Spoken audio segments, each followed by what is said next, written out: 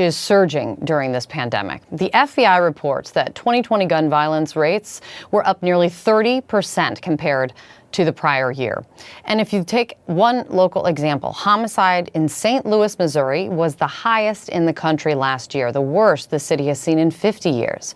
And take a look at what happened recently when the mayor of St. Louis, Missouri was out in public addressing this issue.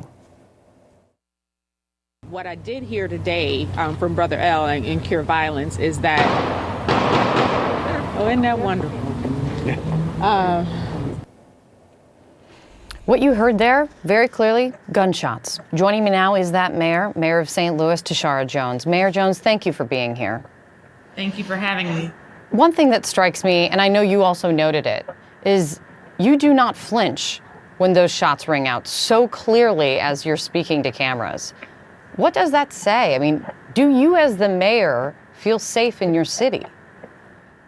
So, yes, I absolutely feel safe in St. Louis, but what it speaks to is a broader desensitization of the environment that I live in, that my son lives in, that many Black and brown families live in our city, because of the proliferation of weapons that, everybody has access to a gun. The pandemic has made crime worse in many cities across the country, as we've noted. There's no one single solution. There's no one solution for every city, every town, every state. What are you doing in St. Louis to turn this around, to stop this trend? And when do you think you're going to know if it's working or not? Well, I think that some of the things that we've started to do are already working. We are making market investments in community violence intervention programs.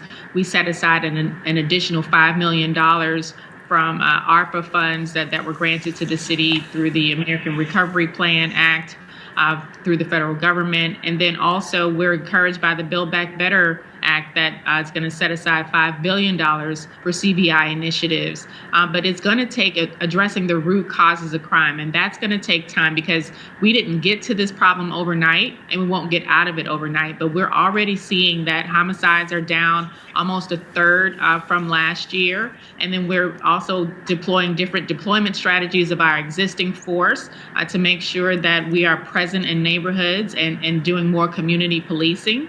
So this coupled with other violence intervention initiatives, we're starting to see some progress.